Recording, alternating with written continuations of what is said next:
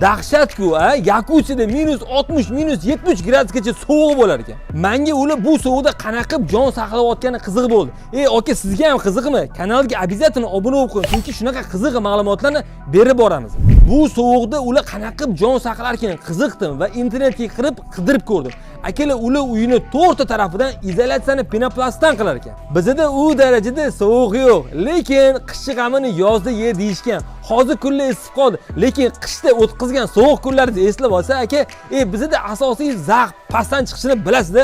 O'zi bu penoplast nima uchun kerak? Eng asosiy pastdan chiqayotgan zaxni ushlab qolish uchun kerak va siz o'tkazgan shlankalarning issiqligi to'g'ridan-to'g'ri tepaga harakatlanish uchun kerak bo'ladi. Agarda siz hali ham uyingizni izolyatsiya qilmagan bo'lsangiz, aka, bilib qo'ying, siz 50% narsani yutqizyapsiz. Aka, shuncha qimmat bo'lgan paytda biz sizni issiq sovug'ingizni o'ylab shuncha ma'lumot beramiz. Videoga bitta like bosib qo'ymaysizmi? Xuddi shu videoni do'stlaringizga tashlab qo'ymaysizmi? Chunki ular uchun foydali bo'ladi-ku.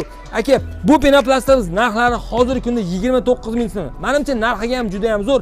Kommentariyada o'zingizning fikringizni qoldiring. Eng asosiysi, sizni issiq sovug'ingizni o'ylayotganlardan yomon gumonda bo'lmang. Assalomu alaykum.